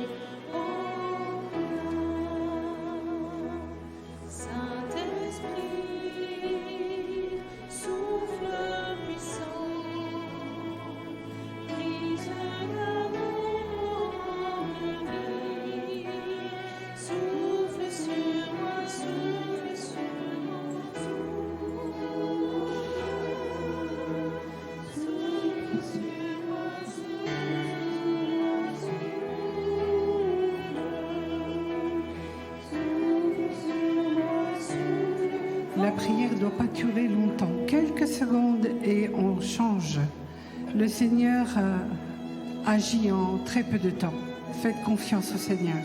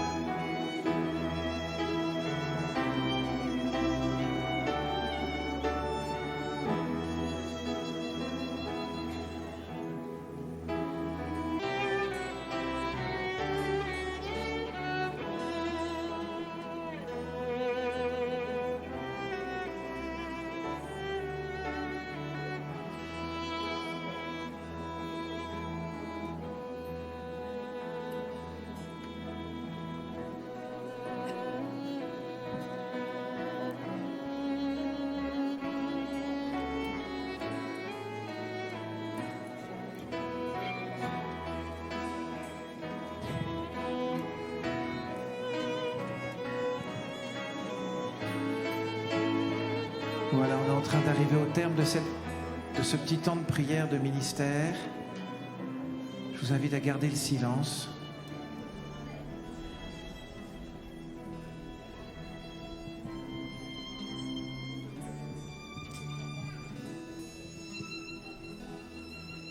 Merci à tous les priants.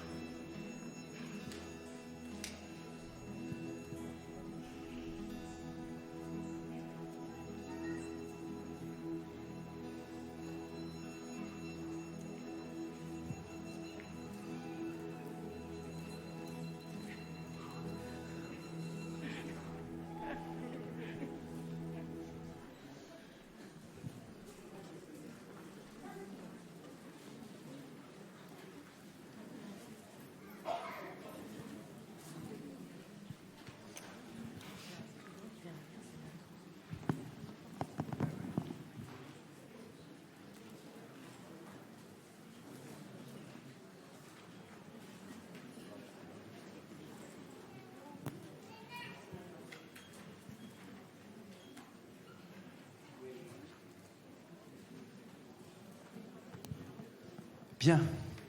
Non, pas encore. Vous avez encore 20 minutes à me supporter. En petite page de publicité, après l'enseignement, à la demande générale de 2 personnes, il y aura une séance de dédicace par là-bas. Alors, il faut d'abord que vous achetiez les livres chez les sœurs. Hein, si vous êtes... Alors, j'en profite avant de conclure sur 2 points pédagogiques importants, 2-3 points. J'ai commis 2 ouvrages. Le premier qui s'appelle « Le temps des audaces, vivre aujourd'hui des dons extraordinaires du Saint-Esprit ». C'est un livre qui essaie de donner des éléments sur le discernement des charismes et comment vivre aujourd'hui de cela.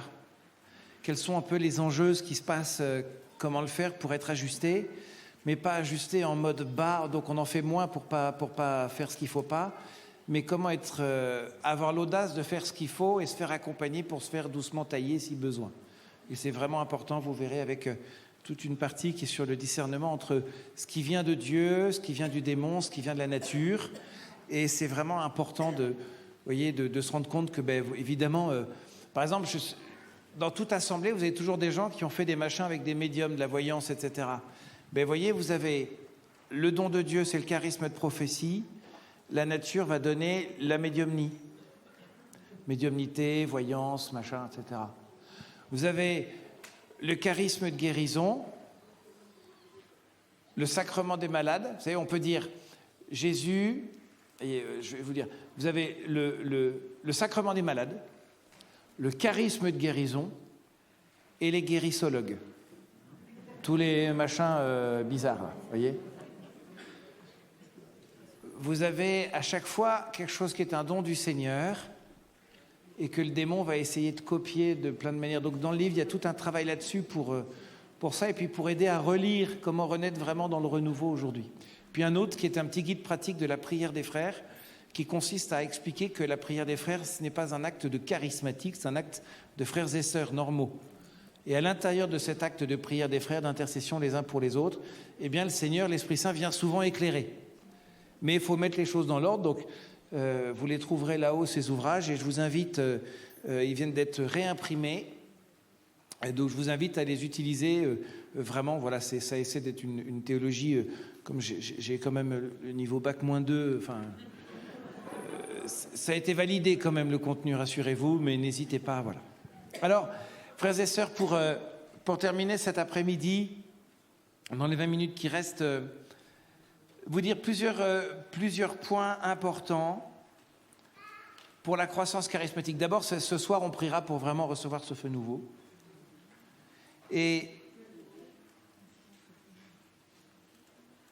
j'aimerais que vous retrouviez, je serais heureux que les groupes du renouveau retrouvent la folie initiale des jeunes qui, quand ils l'ont retrouvée, ont pas tout à fait compris et ont exercé des charismes d'une manière un petit peu tatillonne, pas du tout tatillonne, le mot est tout à fait bidon, brouillonne, je cherchais le mot. Et le Seigneur, petit à petit, est venu les tailler. Le monde est tellement renouvelé aujourd'hui, les gens sont tellement loin du Christ qu'il faut venir réévangéliser le monde, mais y aller à fond la caisse. Et qui dit y aller à fond la caisse, dit faire des erreurs. Frères et sœurs, si vous acceptez le feu nouveau ce soir de l'évangélisation, vous allez faire des erreurs. Mais c'est bien de l'intégrer. Celui qui n'en fera pas est un abricot. C'est pour pas dire abruti, vous voyez, ça n'existe pas. Et si quelqu'un dit « Ah, vous avez fait des erreurs », c'est que, oui. Le rôle de l'Église, c'est d'être là pour accompagner les mouvements charismatiques. Alors, c'est pas que, mais... Vous voyez, là où l'Esprit Saint souffle, là où le feu est donné, il faut que les pasteurs y soient, que les religieux, les religieuses, les responsables, vous êtes au cœur de cela, pour accompagner ces personnes, pour accompagner ces mouvements. Le discernement ne se fait jamais autour. Il se fait dedans. Pendant des années, moi, j'ai accompagné des groupes de prière et j'étais à côté. Parce que, en tant que théologien de haut niveau... Mais ça n'empêchait pas de voir des belles choses. Mais le véritable accompagnement se fait de l'intérieur. Et accepter d'être dépassé par la patrouille, d'être rattrapé par l'Esprit Saint. C'est vraiment quelque chose qui est important. Retrouvons ce goût de jeunesse spirituelle. Et en comprenant bien que la vie charismatique, ce n'est pas pour notre vie quotidienne. Pour notre vie quotidienne, il y a la parole, l'oraison, les sacrements. La vie fraternelle. Ça, tu veux savoir si tu es un bon chrétien, regarde où tu en es dans la vertu, où tu en es dans l'amour de Jésus, dans les sacrements, dans la prière personnelle. La vie charismatique n'a rien à voir avec cela. Après, il y a la louange. Moi, par exemple, j'ai besoin de louer le Seigneur. Donc, tant que je ne peux pas louer un peu de manière exubérante, j'aime beaucoup Vivaldi et Bach, mais à un moment donné, ça me gonfle. Enfin, j'ai besoin de... Vous voyez, il y a des choses bien différentes. Savoir que dans notre vie, on a le droit d'avoir besoin de la louange, ça fait du bien. Mais que ce soit la louange monastique ou la louange... Vous voyez, tout ça, ça fait partie de l'équilibre, faut bien se connaître. Mais ne mélangeons pas tout. Ne mélangeons pas louange rock'n'roll, oraison, vie chrétienne, mission et charisme. Vous pouvez, pendant des années, il y a des communautés très très bien, très très grandes qui s'appelaient, on disait c'est des communautés charismatiques parce que ça tapait dans les mains, ça chantait en langue et ça levait les mains en l'air. C'est pas ça charismatique. Si vous voulez être des communautés charismatiques, c'est pas non plus parce que dès qu'il y aura de la musique, vous allez sauter comme des cabris en disant ouais, l'onction est trop belle et tout. Non, non. L'onction du Seigneur, du renouveau, blablabla, vous voyez. Non, vous serez charismatique quand vous direz, bon les amis, on a plutôt envie de se pendre plutôt que d'aller faire de l'évangélisation de rue.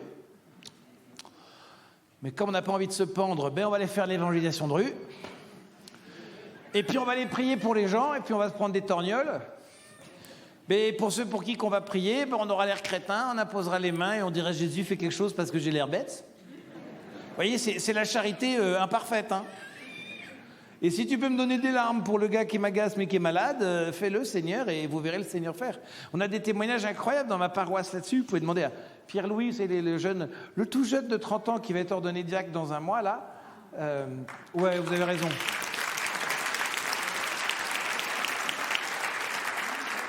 Enfin, si tout se passe bien.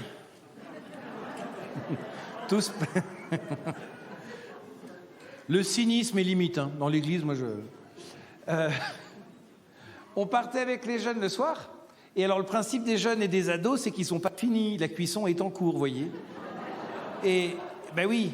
Vous savez, regardez, à 40 ans, dès que quelqu'un de 25 ans prend la parole, tu dis, moi, il est très jeune. Et dès que tu as 60 ans, enfin, stop. Non, j'ai deux mamies de 80 ans. Vous savez, il y a une communauté de sœurs qui refusait d'élire comme supérieure celle qui avait 65 ans parce qu'elle était trop jeune. Vous voyez, on transfère un peu nos machins. Mais c'est pas les bénédictines de... Vous n'êtes pas si jeune que ça non plus. C'est pour tout à l'heure, le vieux dossier. Pardon, mes sœurs. Je vais trouver du cyanure dans ma brochette de... On était avec les jeunes de la paroisse, les adolescents. Vous avez intérêt à aimer les sœurs, hein, c'est elles qui portent tout ici spirituellement. Si vous êtes bien, c'est parce qu'elles font paratonnerre. Dans la prière et dans la paix...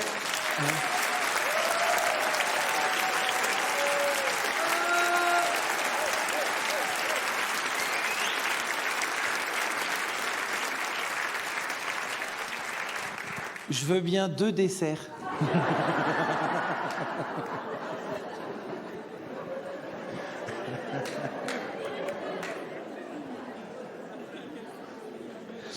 Alors, repartons avec nos adolescents dans la rue.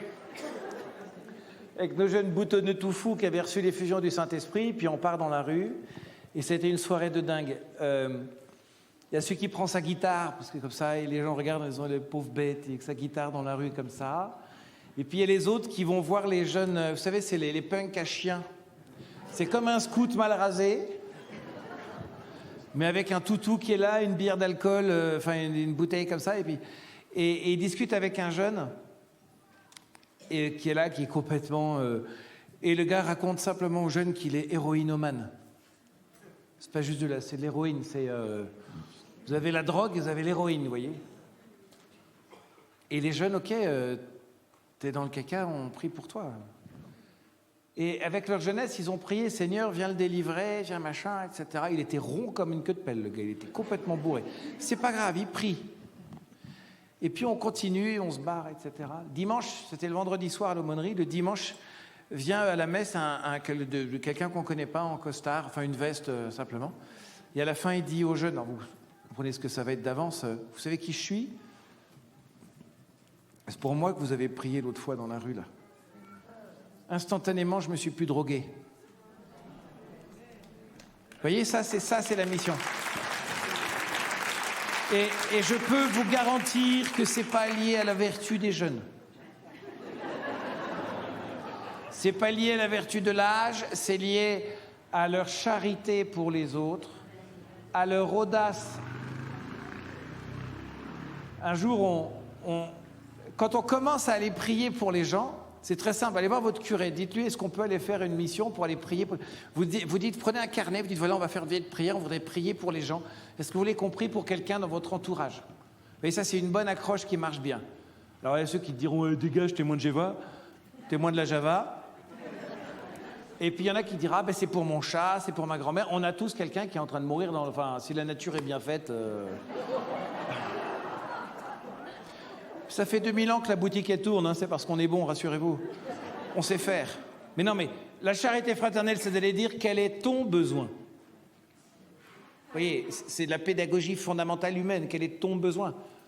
Et je vais prier, donc là, puis ton chat, ton frère, ta sœur, est-ce que vous voulez qu'on prie pour vous, pour quelque chose ? Et vous allez voir si à se passer, les gens vous diront, ouais, j'ai tel truc là. On peut prier pour vous 2 secondes ?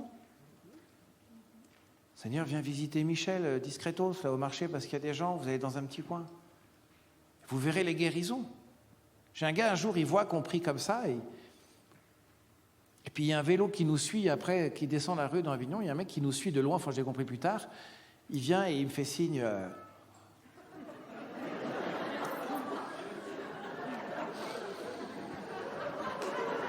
Toi tu dis, je mange pas de ce pain-là, hein, Il me fait signe d'aller dans une ruelle à côté. Donc, prenant mon courage à deux mains, j'y vais. Et le gars s'approche et dit « Écoutez, c'est simple, j'ai fait un pacte avec le démon, j'ai besoin d'une délivrance, je n'en peux plus. » C'est tout, c'est ça. Et avec ceci, ce sera tout. Je vous mets une poche. Et on a fait une prière de délivrance. Dans la rue, le gars à genoux, le Seigneur a fait ce qu'il a voulu de cette prière qui était imparfaite d'un pauvre type qui sortait du resto et qui avait envie de digérer, de faire la sieste, mais il y avait besoin. Un jour, il y a un homme qui vient et qui court après nous, qui fait mon père, mais soyez reconnaissables, vous voyez, mettez un truc pour qu'on voit une croix, etc. Ils vous appelleront ma sœur, mon père, on s'en fout, c'est pas la question, ils savent rien, donc... Oui, c'est un truc en mission. Évitez. Non, on m'appelle Monsieur l'abbé et pas mon père. Hein. Vous évitez ces trucs-là. Il y en a un homme qui vient et qui dit, écoutez, et qui confie qu'il avait un petit problème de virilité. C'est chaud pour un homme de venir le dire. Mais le gars dans la rue, alors on n'a pas prié ostensiblement, mais on a prié de tout notre cœur. Cet homme a été guéri. Le lendemain, on l'a recroisé et dit...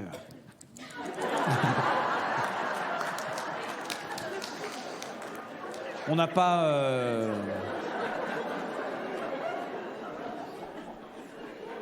Ça, c'était le point numéro 1. Qu'est-ce qu'on fait du feu nouveau? Ben, on se bouge les fesses. Deuxièmement, le discernement des charismes. Donc, le premièrement, c'est allez-y, et puis vous vous ferez tailler, rassurez-vous. Dites au Seigneur, voyez, il vaut mieux demander au Seigneur un peu trop, et puis qu'il règle le coup, plutôt que de dire, aujourd'hui, dans un esprit de discernement définitif, ça doit demander des paroles de 5 mots.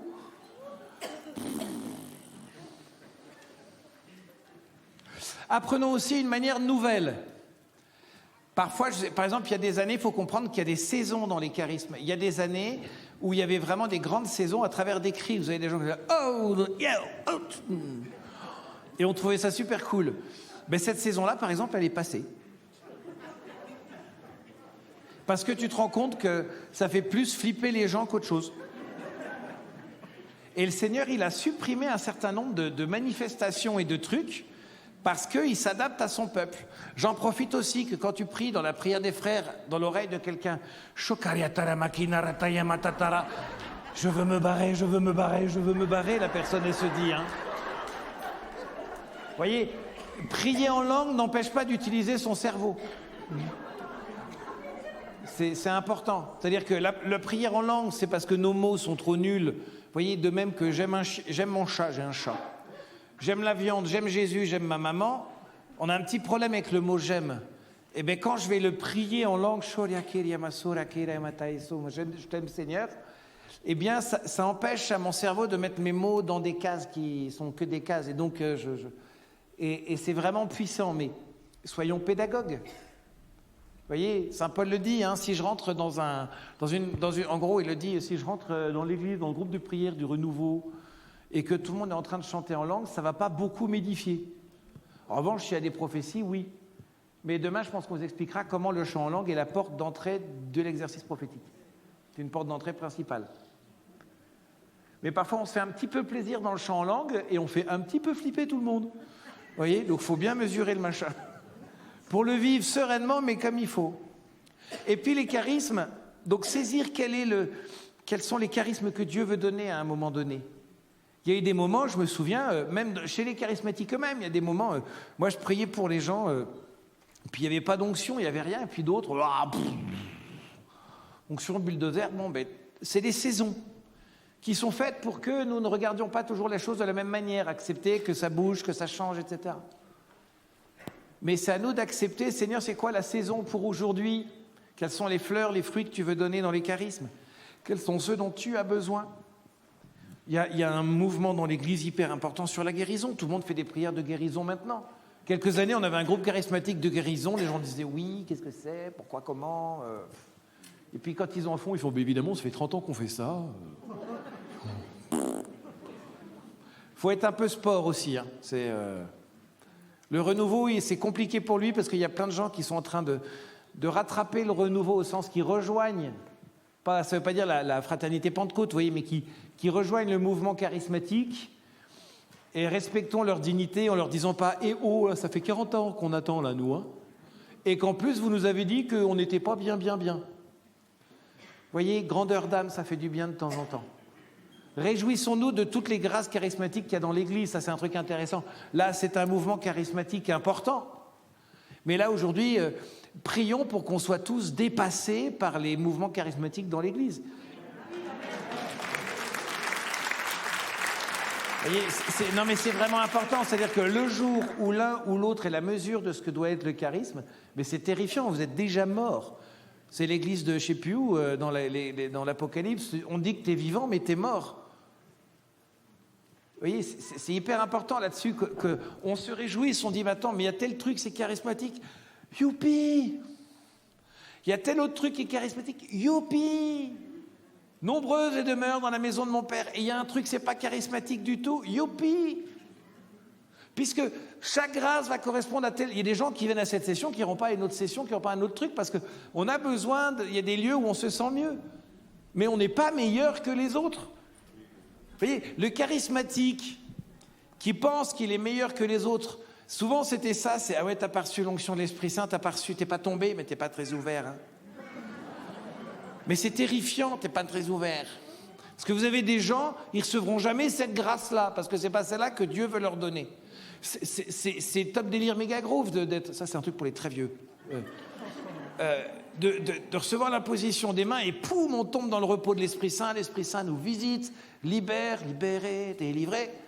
Et c'est vraiment bien. Mais il y a des gens, ils recevront jamais cette grâce-là. Et c'est pas parce que tu n'étais pas très ouvert. Il y a des gens, mais ils sont arrivés dans un état d'angoisse personnelle parce que je suis fermé, je m'ouvre pas. Non. Là, tu as envie de dire non, on t'a enfermé. Vous voyez, c'est vraiment important, quoi. L'effusion du Saint-Esprit, elle vient différemment. Il y en a, ils ont pas reçu l'effusion du Saint-Esprit. Un jour, c'est Matthieu. Réveillons les cathos avec les jeunes à Avignon. Et il y a un des ados qui est là, qui vient, parce que c'est soit avec ses parents le réveillon, soit chez les cathos. Donc entre l'enfer et le... J'ai une expression pour ça, mais en gros, il est allé au truc des cathos. Donc je lui ai donné une grande table de mixage avec plein de boutons. Comme ça, il pouvait jouer avec les boutons. Je suis un homme avec des boutons. Et l'après-midi, donc il faisait le son, et l'après-midi, mission de rue pour tout le monde, et on ferme l'église. Et les gars, ah ben non, si. Ah, et donc il va avec une fille dans la rue, ils font un binôme de 2, et ils vont à la rencontre des gens. Et allant à la rencontre des gens, il y a un gars qui commence à pourrir la fille. Alors lui, il disait, non, moi je dis rien, hein, c'est toi qui vas, moi je sais pas ce que je fous là. Et la fille dit, voilà, vous connaissez Jésus. Et le mec l'a pourri, mais un truc. Et tout à coup, le garçon est envahi, il ne sait pas pourquoi, de larmes et d'une force intérieure et d'un truc. Et il prend le gars et lui dit, mais taisez-vous, vous vous rendez pas compte qu'elle vous dit la vérité, vous avez... Et le mec, il se rend compte qu'il parle des choses qu'il ne sait pas ce qu'il va le dire, mais il le dit, que le Seigneur est en train de passer à travers lui, et il chiale. Donc il engueule l'autre en pleurant. Oui, mais tu vas te calmer tout de suite, parce que c'est ça. Le mec converti, bim bam. Et il n'y a pas eu d'effusion de l'Esprit Saint comme ça. Hein. Vous savez, comment il s'appelle celui à qui Jésus dit « Je t'ai vu sous le figuier, sous le... » Nathanaël. Je pense que si Jésus vient de voir et te fait « Je t'ai vu quand tu as pensé ça. » Effusion, vous voyez. Donc...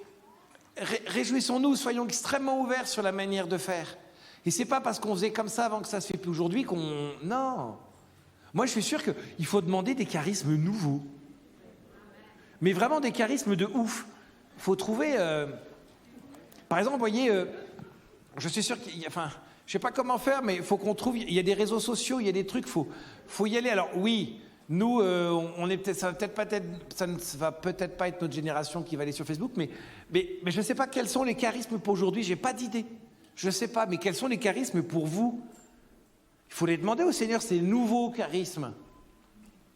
Faut pas demander les charismes d'avant.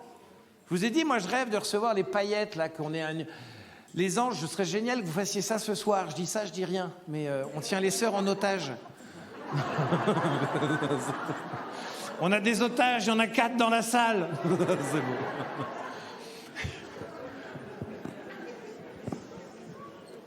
Mais en fait, peut-être que le Seigneur, il veut nous donner autre chose.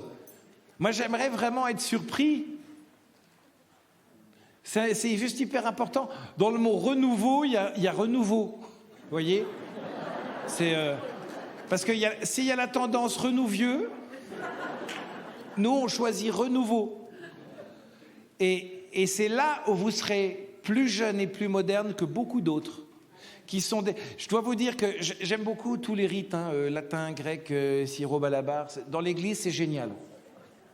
Mais je rencontre des vieux, des gens qui sont dans un soi-disant renouveau par le retour aux sources liturgiques, et il y en a qui le sont vraiment avec une jeunesse d'esprit, etc.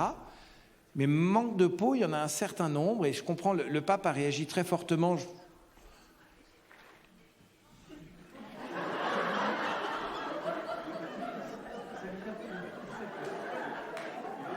Ça veut dire qu'il est l'heure. Alors je termine. Donne-moi 1 minute pour finir. Pardon, j'ai pas vu la phrase. Il y a des jeunes qui sont vieux. Le pape, il a raison.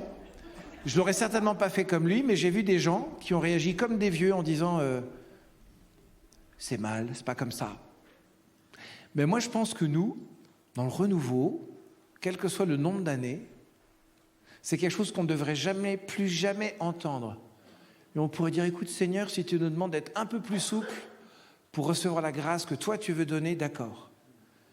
Et de quelque chose d'un peu raide, comme la dernière lettre du pape, si nous on est souple, on va être capable de faire des choses grandioses. Alors, je vous prie pour que ce soir on reçoive des charismes nouveaux, une jeunesse nouvelle, une souplesse nouvelle.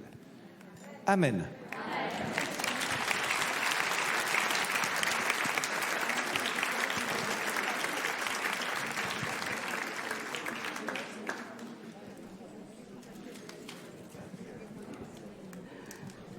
Merci Baudouin, Père Baudouin, merci beaucoup. Alors on a juste une petite annonce, il y en a peut-être plus, mais il y en a une importante pour ce soir. Je donne à mon frère la parole. Merci.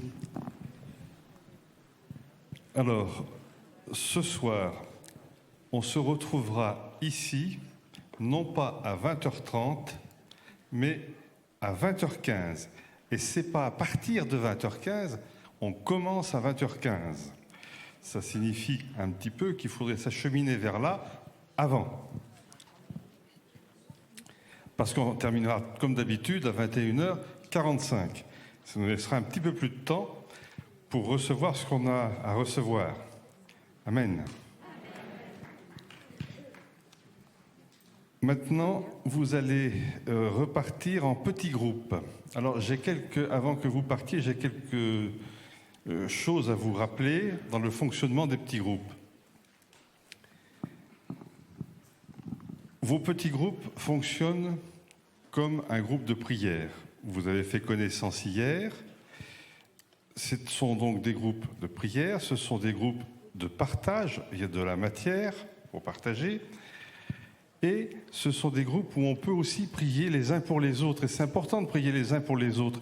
Vous avez vu hier soir que prier les uns pour les autres, ça pouvait avoir des conséquences. Alors n'hésitez pas. Je pense que... oui, j'ai fait à peu près le tour de ce qu'il fallait rappeler. Alors, vous allez repartir chacun dans vos endroits de petits groupes, mais j'aimerais que vous puissiez le faire avec le responsable qui brandit son carton, parce qu'il y a des personnes qui n'ont pas eu de groupe attribué, et on va en profiter pour les orienter. J'ai par exemple le groupe 30, où il n'y a que 4 personnes à l'heure actuelle, et il y a aujourd'hui des gens qui n'ont pas de groupe affecté. Et donc j'aimerais bien, par exemple, que les quelques personnes qui n'ont pas été affectées rejoignent le groupe 30, dont on voit la pancarte là maintenant au milieu.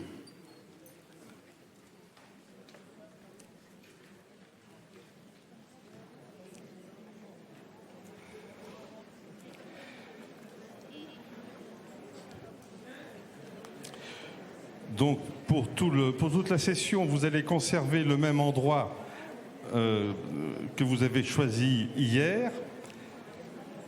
Et il fera beau, donc vous serez bénis.